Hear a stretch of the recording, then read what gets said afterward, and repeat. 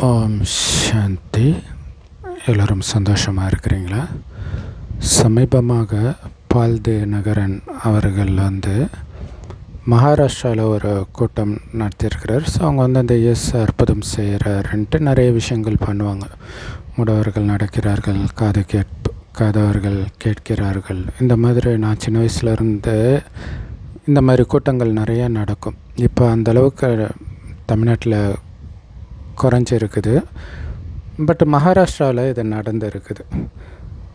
அப்போ என்ன இருக்குது அப்படின்னா, அவங்களுக்கு எதிராக ஒரு இந்து மத கொள்கை கொண்ட ஒரு சிலர் வழக்கு தொடர்ந்து இருக்கிறாங்க. ஆனால் அவங்க மேலே பதியப்பட்ட கேஸு இந்து மதத்துக்கு எதிரான கேஸ் தான்.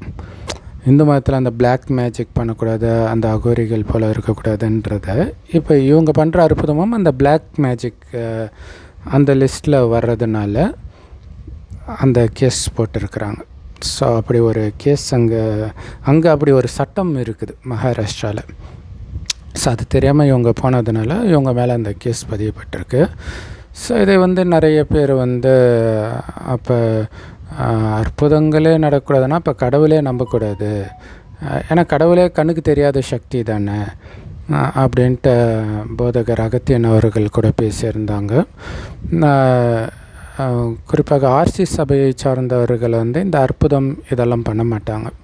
ஸோ அதுக்கு எதிராக தான் அவங்க பேசுவாங்க. அதை நிறைய நக்கலடித்து ஒரு படம் கூட வந்தது, நயன்தாரா ஆர்ஜே பாலாஜி நடித்த படம். ஸோ அந்த படத்துக்கு ஆதரவாக கிறிஸ்தவ போதகர்களே பேசினாங்க. ஏன்னா இன்றைக்கி கிறிஸ்தவ மதம் ஒரு கிண்டல் கேலிக்கு உள்ளாயிடுச்சு. இந்த மாதிரி அற்புதம் இப்படி தொட்டோன்னு சொருன்னு போய் விழுறாங்க, ஏஞ்சி வராங்க. ஸோ இதில் ஏமாத்து வேலை இருக்குதுன்றது அப்பட்டமாகவே தெரியுது. இன்னொன்று இந்த மாதிரி விஷயங்களில் ஏமாத்து வேலை நடக்கிறது ரொம்ப ஈஸி இல்லை.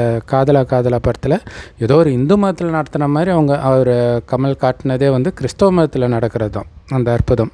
முடவன் எழுந்து நடக்கிறான், அந்த மாதிரி விஷயங்கள்லாம். ஸோ இந்த மாதிரி அற்புதங்கள் நடக்கவே நடக்காதா, இது பொய்யா அப்படின்னா, இப்போ முருகனுடைய சிலை கண்ணு திறந்தது, அதேமாதிரி இந்து தெய்வ சிலை பால் குடிக்குது, இந்த மாதிரிலாம் நிறைய விஷயங்கள் அங்கங்கே நடக்கிறத நம்ம பார்க்குறோம். ஏன்னா இந்த மாதிரி அற்புதங்கள் நடக்கிறது மனிதர்களுக்கு ஒரு தெய்வ நம்பிக்கையை உறுதிப்படுத்துது. ஏன்னா திரும்புகிற பக்கமெல்லாம் நாஸ்திகம் இருக்கும்போது கண்ணு முன்னாடி ஒன்றத்தை பார்க்கும்போது நம்புவாங்க. பட் அதே நேரத்தில் இந்த மாதிரி அற்புதம் பண்ணுறதில் ஏமாத்து வேலையும் பண்ணலாம், ரொம்ப ஈஸியாக பண்ணலாம். ஏன்னா நிறைய பேர் இந்த மாதிரி எனக்கு இந்த நோய் இருந்துச்சு, இது சரியாயிடுச்சு, அந்த மாதிரி சொல்கிறதெல்லாம் பார்க்குறோம். இன்னொரு விஷயம் என்னென்னா, அகத்தியன் அவர்களும் சொல்லியிருப்பாங்க, ஏவிஎம் ராஜன் அவர்களும் சொல்லியிருப்பாங்க, ஒரு குரல் கேட்டுச்சு அப்படின்ட்டு ஏவிஎம் ராஜன் சொல்லியிருப்பார். அவர் தற்கொலை அந்த மாதிரி ஒரு வாழ்க்கையின் விளிம்புக்கு போகும்போது ஒரு குரல் கேட்டுச்சு. அப்போ யார்கிட்ட கேட்கும்போது அது இயேசு அப்படின்னு சொல்லிட்டாங்க. அதே மாதிரி அகத்தியன் அவர்களுக்கு திக்குவாய் இருந்தது. அப்போ அதை பாதிரியார்கிட்ட கேட்கும்போது இது இயேசு தான் பண்ணார், அதனால் நான் நம்பிட்டேன் அப்படின்றார். சரி, அது இயேசு தான் பண்ணாருன்னு எப்படி தெரியும்? அது வரைக்கும் நான் நாஸ்திகனாக இருந்தேன், எனக்கு சரியாயிடுச்சு. அதாவது இவர் கடவுளை நம்பவும் இல்லை, நம்பாமலே சரியாயிடுச்சு. சரியான பிறகு எப்படி நடந்துச்சுமோ அதுதான் இயேசுடைய அற்புதம்னு சொல்லிட்டேன், அதனால் நான் நம்பிட்டேன் அப்படின்னு சொல்லியிருக்கிறார். ஸோ அதேமாதிரி ஏவிஎம் ராஜன் அவர்களுக்கு அந்த குரல் கேட்டது என்ன குரல்னு அவங்களுக்கு எப்படி தெரியும்? இயேசுடைய குரல் அப்படின்ட்டு யாரோ சொன்னாங்கன்ட்டு அவர் நம்பிட்டார், கிறிஸ்தவராக மாறிட்டார். ஆக்சுவலாக இந்த மாதிரி அற்புதங்கள் நடக்கும். கடவுள் ஒருத்தர் தான், அதை புரிஞ்சுக்கணும். மதத்துக்கு ஒரு கடவுள் கிடையாது. கடவுள் மூலமாக இந்த அற்புதங்கள் நடந்தாலும் கடவுள் இந்த பூமிக்கு வர வரைக்கும் அவர் வர வேண்டிய நேரத்தில் தான் வருவார். அப்பப்போல்லாம் போகிறவர் கிடையாது, இறுதியில் தான் வருவார். வர வரைக்கும் ஏதோ ஒன்று மனிதர்களுக்கு தேவை பிடிச்சிக்கிறதுக்கு. ஸோ அதனால் அவங்க ஏற்கனவே எதை நம்புகிறாங்களோ அதன் மூலமாக அவங்களுடைய சின்ன சின்ன ஆசைகளை நான் தான் பூர்த்தி செய்கிறேன் அப்படின்னு கீதையில் இருக்கும். ஆனால் அந்த கீதையே கிருஷ்ணர் சொன்னதாக எழுதப்பட்டு இருக்கும். ஆனால் அது கிருஷ்ணர் சொன்னது கிடையாது, கடவுள் சொன்னது. டவுட் வரும், அப்போ கிருஷ்ணர் கடவுள் இல்லையா? மனித உருவம் கொண்ட யாரும், மனிதன் உடல் கொண்ட யாரும் மனிதனாக பிறந்த யாரும் கடவுள் கிடையாது. கடவுள் ஒருபோதும் பிறப்பது கிடையாது. பிறக்கிறார், ஏன்னா அவர் இந்த பூமிக்கே வரலன்னா அப்படி ஒரு கடவுள் இருந்து என்ன பிரயோஜனம்? அதுவும் இவ்வளோ துக்கத்தின் உச்சத்தில் இல்லையா? ஸோ அவர் வர்றதை பிறக்கிறதுன்னு சொல்லலாம். அதை தான் சிவராத்திரின்னு கொண்டாடுறோம். வடநாட்டில் சிவ ஜெயந்தினே சொல்லுவாங்க. ஜெயந்தினா பிறந்த நாள் இல்லையா? அவர் வரார் இந்த பூமிக்கு, அதை தான் பிறந்த நாள் சொல்கிறோம். ஆனால் நாம் மனிதர்கள் பிறகுற மாதிரி தாயின் கர்ப்பத்தில் குழந்தையாக பிறந்து நேரத்தை வீணாக்க மாட்டார் கடவுள். அது நமக்கே தெரியும் இல்லை? அப்படி நேரத்தை வீணாக்குவார் அவர் டைரெக்டாக ஒரு வயோதிகர் உடலுக்குள்ளே பிரவேசமாகி இந்த ஞானத்தை கொடுக்கிறார். ஸோ அதோடைய நினைவாக தான் சிவனுடைய வாகனம் நந்தி அப்படின்னு சொல்கிறாங்க. அப்படின்னா அவருக்கு உடம்பு கிடையாது, உடம்பு தான் ரதம். அதாவது நாம் உயிருன்றது ஆத்மா. அது பூர்வ மத்தியில் நட்சத்திரம் மாதிரி ஜொலிக்குது. அதுதான் கண் வழியாக பார்க்குது, வாய் வழியாக பேசுது, எல்லா காரியத்தையும் செய்கிறதுக்கு அதுக்கு உடம்பு தேவை. அது மாதிரி இறைவனும் நம்மள மாதிரி ஒரு உயிர் தான். ஆனால் உடலே இல்லாத உயிர். அதாவது உடம்பு எடுக்கலை. ஆனாலும் ஒரு மிகப்பெரிய ரகசியம், யாருக்குமே தெரியாத ரகசியம் அவருக்கு மட்டுமே தெரியுது. அதை தான் சிதம்பர ரகசியம்னு சொல்கிறோம். அதை சொல்வதற்கு அவருக்கு உடம்பு வேணும். அதனால் ஒரு வயோதிகர் உடலை கடனாக எடுக்கிறார். அது எப்போ எடுக்கிறார் அப்படின்னா, இந்த 5000 வருட காலச்சக்கரத்தின் இறுதி 100 வருடம் ஒரு வயோதிகர் உடலில் அவருக்கு பிரம்மான்னு பேர் வைக்கிறார். இந்த பிரம்மாவை தான் ஆதாம் அப்படின்னு பைபிள் குரானில் சொல்கிறாங்க.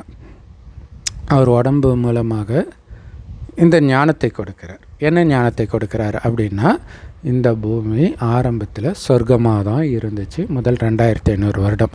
இதை தான் அங்கே ஏதேன் தோட்டம் அப்படின்னு சொல்கிறாங்க. ஸோ அது வெறும் ஆதாம் ஏவாளுக்காக மட்டும் படைக்கப்பட்டதில்லை, நிறைய பேர் அங்கே இருப்பாங்க. அது ராஜ்யம், ஒரே மொழி ஒரே வழி. இந்த சண்டை, நாடுகளுக்கு இடையில் சண்டை, குடும்பத்துக்கு இடையில் அந்த சுயநலம் எதுவுமே இருக்காது. ஏன் விலங்குகள் கூட அவ்வளோ அன்பாக இருக்கும். அதனால தான் சிங்கமும் பசும் ஒன்றா தண்ணி குடிக்கும் அப்படின்னு சொல்லுவாங்க. எல்லாமே தாவரத்தை தான் சாப்பிடும், இன்னொரு விலங்கு அடிச்செல்லாம் சாப்பிடாது. அதனால தான் அது பேர் சொர்க்கம். அப்படி இருந்த பூமி ஏன் இப்போ நரகமாச்சு அப்படின்னா, மனிதனுக்கு உடல்ன்ற உணர்வு வருது. அது வரைக்கும் இந்த உடலை இயக்கக்கூடிய ஆத்மா நான்ற உணர்வில் இருந்தால், ஆத்மா போட்டிருக்கிற ட்ரெஸ்ஸு தான் இந்த உடம்பு. இந்த உடலின் உணர்வு இல்லாததான் அங்கே என்ன பண்ணிட்டாங்க, நிர்வாணமாக இருந்துட்டாங்க, ஆதாம் ஏவாள்னு காட்டிட்டாங்க. அது இந்த ட்ரெஸ் இல்லாத நிர்வாணம் கிடையாது, உடல் என்கிற உணர்வே இல்லாமல் ஆத்ம உணர்வில் இருந்தாங்கன்னு அர்த்தம்.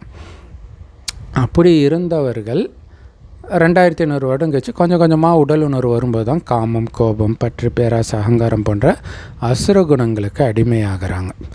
ஸோ அப்படி அடிமையானதன் விளைவு நிறைய பாவம் செய்கிறோம். அதோடைய விளைவு தான் இன்றைக்கி நாம் அனுபவிக்கிற நோய்கள், இயற்கை சீற்றம், எல்லா விதமான துக்கங்களும், உலக யுத்தங்கள் எல்லாமே. ஸோ இறுதியில் இறைவன் சொல்கிறாரு, உலகம் அழிய போகுது, ஆனால் ஆத்மா அழியாது. ஆத்மா தூய்மையாக இருந்துச்சு, இன்றைக்கி பாவம் நிரம்பியதாக இருக்குது. பாவம்னால இந்த 5 விகாரங்கள் தான். இதை நீக்கணும் அப்படின்னா எப்போவுமே தூய்மையாக இருக்கிற என் ஒருவனை நினைவு செய்யுங்க அப்படின்னு கடவுள் சொல்கிறார். அவர் செம்பொன் நிறமான ஒளி உலகத்தில் நட்சத்திரம் மாதிரி இருக்கார் கடவுள். அவரைத்தான் சிவன் இந்துக்களும் பரமபிதான்னு கிறிஸ்தவர்களும் அல்லான்னு முஸ்லீம்களும் சொல்கிறோம். கடவுள் ஒருவரே. ஸோ அவரை எந்த அளவுக்கு நீங்கள் நினைக்கிறீங்களோ அந்த அளவுக்கு உடல்ன்ற உணர்வு மறந்து மறுபடியும் ஆத்மான்ற உணர்வுக்கு வந்துடுவோம். அப்படி ஃபுல்லாக ஆத்ம உணர்வுக்கு வந்துட்டீங்கன்னு எப்படி கண்டுபிடிக்கிறது? உடல்ன்ற உணர்வுனால தானே காமம், கோபம், பற்று, பேராசை, அகங்காரம் வச்சு அது சுத்தமாகவும் இருக்காது அந்த நிலையை நீங்கள் அடைஞ்சிட்டிங்கன்னா. ஸோ அப்போ இறைவனை எப்படி நீங்கள் வெளிப்படுத்துவீங்க? இயேசுக்கிட்ட கேட்கும் பொழுது பிதா எப்படி இருப்பார்னு கேட்கும்போது, என்னை கண்டவன் பிதாவை கண்டான் அப்படின்னு என்ன அர்த்தம்னா, அவருடைய குணமே இப்போ என்னுடைய குணமாக ஆயிடுச்சின்னு அர்த்தம். இது புரிஞ்சிக்காமல் இயேசு தான் கடவுள் அப்படின்னு தப்பாக புரிஞ்சிக்கிறாங்க. அது ஒரு மதம் இல்லையா? ஸோ இப்போ பால் தினகரன் இந்த மாதிரி நிறைய பேர் அற்புதங்கள் இந்த மாதிரி நிறைய விஷயங்கள் பண்ணுறாங்க இல்லையா? இது என்ன காலகட்டம் அப்படின்னா, கலியுகத்துடைய இறுதி. இது மகாபாரதத்தில் தெளிவாக சொல்லப்பட்டிருக்கோம். கடைசி நேரம் எப்படி இருக்குன்னா, இந்த மாதிரி அற்புதம் பண்ணுறாங்க இல்லையா, செக் பண்ணுறதுக்குன்னே போவாங்க, நக்கல் அடிக்கிறதுக்குன்னே போவாங்க. கிருஷ்ணருடைய மகனே போவார். ஏன்னா கலியுகன்றது நாஸ்திகம் நிரம்பிய உலகம் இல்லை. இன்றைக்கி நிறைய பேர் பாலியல் குற்றத்தில் எல்லா மத தலைவர்களும் சிக்கிறத பார்க்குறோம். ஏன்னா காமத்தில் தான் பயங்கரமாக விழுவாங்க. இங்கே காமத்தை வெல்லணும், ரொம்ப முக்கியமானது. அதன் மூலமாக தான் கடவுளுடைய குழந்தை அப்படின்னு நிரூபிப்போம். சரி, அப்போ அந்த மகாபாரதத்தில் என்ன ஆகும்னா, இந்த ரிஷி முனிவர்களை நக்கலடிக்கிறதுக்காக கிருஷ்ணருடைய மகன் சம்பா அப்படின்னு இருப்பான். அவனுக்கு ஒரு பெண் வேடம் தரித்து அவன் வயிற்றில் உலக்கையை வச்சு கர்ப்பமாக இருக்கிற மாதிரி காட்டி இவனுக்கு ஆண் குழந்தை பிறக்குமா பெண் குழந்தை பிறக்குமான்னு ஒரு முனிவர்கிட்ட கேட்குறாங்க. அந்த முனிவருக்கு உண்மை தெரிஞ்சு அவனுக்கு உலக்கை தான் பிறக்கும்ன்ட்டு போயிடுவாங்க.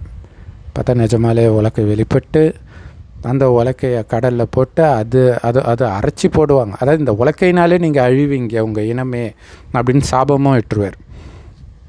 ஐயோ என்ன சாபம் ஆயிடுச்சுன்ட்டு அதை நசுக்கி பொடியாக்கி கடலில் போடுறாங்க. அது கரை ஒதுங்கி அருகம்புல்லாக வளர்ந்து கடைசியில் அதை வச்சு சண்டை போட்டாங்க அப்படின்வாங்க. கடவுள் சொல்கிறாரு, அதாவது மனிதனுடைய புத்தி அந்த மாதிரி மோசமாக தன்னையே அழிக்கக்கூடிய மாதிரி மாறிடுச்சு. ஸோ இந்த ஏவுகணை தான் அந்த வயிற்றுலேருந்து உலக்கை வெளிப்பட்டதாக காட்டப்பட்டு இருக்குது. இன்றைக்கி ஏவுகணையை வச்சு தானே சண்டை நடந்துகிட்டு இருக்குது. ஸோ அதனால் இந்த மாதிரி கிறிஸ்தவ கூட்டத்தில் ஏற்கனவே நடந்துருக்குது. ஒரு ஃபேமஸானவர் அமெரிக்காவில் இதே மாதிரி அற்புதம் பண்ணக்கூடியவர் கிறிஸ்தவ மதத்தில். அப்போ ஒருத்தர் நடக்காமல் இருக்கிறார், இவர் ஜபிக்கிறார், அவர் எழுந்துச்சி நடக்கிறார். சூப்பராக உடனே ஒரு பத்திரிக்கையாளர் கூப்பிட்டு, அவருக்கு ஏற்கனவே நடக்க தெரியுமா, அதை ஏன் நீங்கள் கண்டுபிடிக்கல, இவங்களே செட் பண்ணி அழைச்சிட்டு போயிருக்கிறாங்க. ஸோ இந்த மாதிரி நிறைய விஷயங்கள் இதெல்லாம் நடக்கும், பயங்கரமாக நடக்கும். இது இல்லாமல் நிறைய பாலியல் குற்றத்தில் சிக்கிறது. ஸோ அப்போ தான் ஒரு மதமும் விழ ஆரம்பிக்கும். அதுக்குள்ளே இறைவன் ஒரு வயோதிகர் உடல் மூலமாக இந்த ஞானத்தை கொடுக்குறாரு இல்லையா. இதோடைய சாரம் ஆத்மானு சிவ பரமாத்மாவை நினைக்கணும், அவர் கொடுக்குற ஞானத்தை தினமும் கேட்கணும். அதை முரளின்னு சொல்லுவோம். எல்லா பிரம்மகுமாரிகள் ராஜயோக தியான நிலையத்திலும் முற்றிலும் இலவசமாக கிடைக்குது. யூடியூப் வெப்சைட்ஸ்லேயும் இருக்குது. அதோடைய லிங்க் இந்த வீடியோக்கு டிஸ்கிரிப்ஷனில் கொடுக்குறோம். அவசியம் தினம் கேளுங்கள். கேட்டதை மனதுக்குள்ளே அசை போட்டு உடல்ன்ற உணர்வே மறக்கணும்.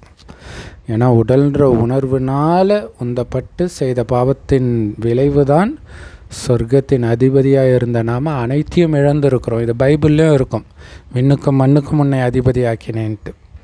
அது கடவுள் இப்போ சொல்லும்போது அவ்வளவும் கொடுத்தனே எங்கே போய் இழந்தீங்க. உடல்ன்ற உணர்வில் காமம் கோபம் பற்றி பேராசை அகங்காரத்தில் அனைத்தையும் இழந்தாச்சு. இப்போ அனைத்தையும் இழக்க வைத்த இந்த உடல் உணர்வை வென்று ஆத்ம உணர்வுக்கு மீண்டும் அந்த உலக ராஜ்யத்தை அடைய வைக்கிறதுக்குத்தான் கடவுள் வந்திருக்கிறார். கடவுள் சொர்க்கத்தில் ஆட்சி செய்கிறது கிடையாது. சொர்க்கத்தை உருவாக்கி அங்கே நம்மளை அனுப்புகிறார் ஆட்சி செய்கிறதுக்கு. அதனால தான் அன்பே சிவம்னு சொல்கிறோம். ஸோ இப்போ இறைவனை வெளிப்படுத்த வேண்டியது இறைவனை மாதிரியே தெய்வீக குணமுடையவர்களாக நாம் மாறுவதன் மூலமாக. ஸோ அப்படி மாறியவர்கள் மூலமாக இருந்தாலும் நிறைய பேர் கண்ணு முன்னாடி பார்க்கணுன்னு நினைப்பாங்களே, அந்த மாதிரி கடவுளுக்கு ஈக்குவலாக குணமுடையவர்கள் அவங்கவுங்க. இப்போ கிறிஸ்தவர்கள் தான் இயேசுவை தான் நம்புவாங்க இல்லையா. அப்போ அவங்களுக்கு இப்போ நான் தான் இருக்கிறேன்னு வச்சுக்கலாம், என்கிட்ட ஒரு கிறிஸ்தவ ஆத்மா வரும்பொழுது நான் அந்த மாதிரி மாறிட்டேன்னா நான் இயேசுவாக அவங்களுக்கு காட்சி தெரிவேன். இயேசு எப்படி இருப்பார்னு அவங்க நம்பிட்டு இருக்கிறாங்களோ அந்த மாதிரி.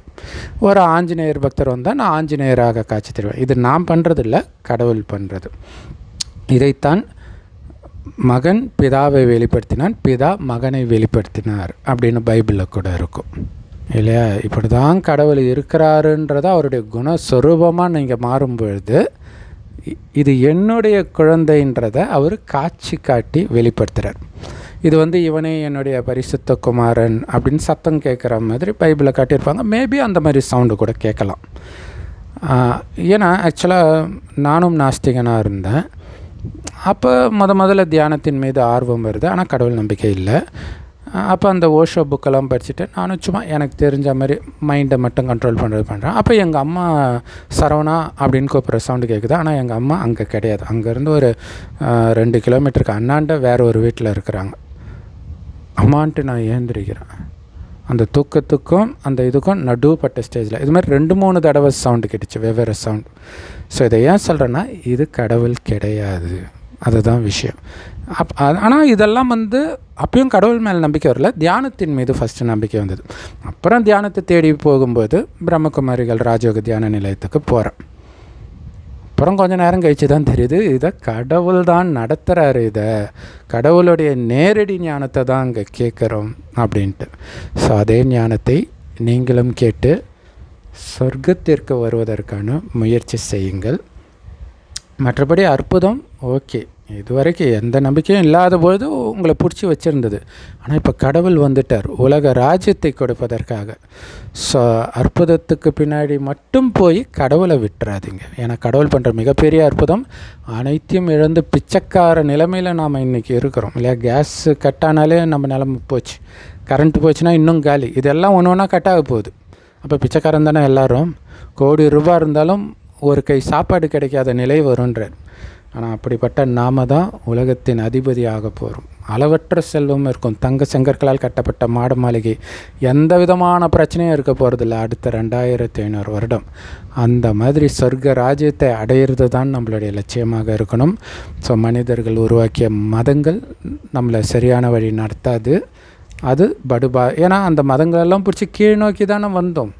எல்லா மத போதகர்களும் காமத்தில் விழுறாங்க. காமத்திலேருந்து அவங்க எதாலையும் மனிதர்களை காப்பாற்ற முடியல. ஸோ இறைவனை நினைத்து இறைவனுடைய ஞானத்திலே மூழ்கி இருக்க அதுவும் உலக ராஜ்யம் இதனால் கிடைக்குது. ஏன்னா சொர்க்கத்தில் காமம் இருக்காது, அதனால் காமத்தை விட சொல்கிறார்.